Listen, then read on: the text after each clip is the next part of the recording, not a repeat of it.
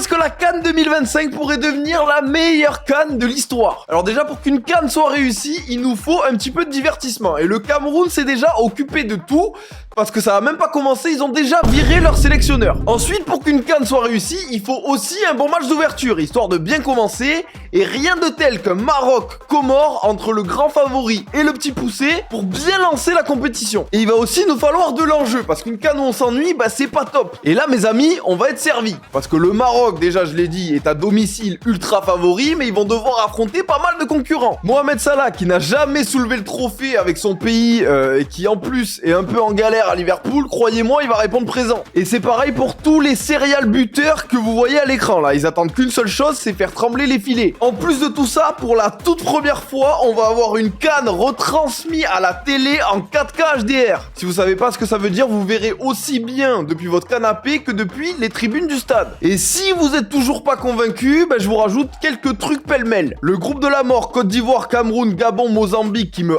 hype de malade. La Ligue 1, parce que oui, elle est toujours là. Il y a plus de 50 joueurs de notre championnat qui vont faire le déplacement. Et puis le ballon. Regardez-moi cette merveille, il est déjà iconique. Bon, mais la vraie question que tout le monde se pose, c'est qui va gagner cette CAN?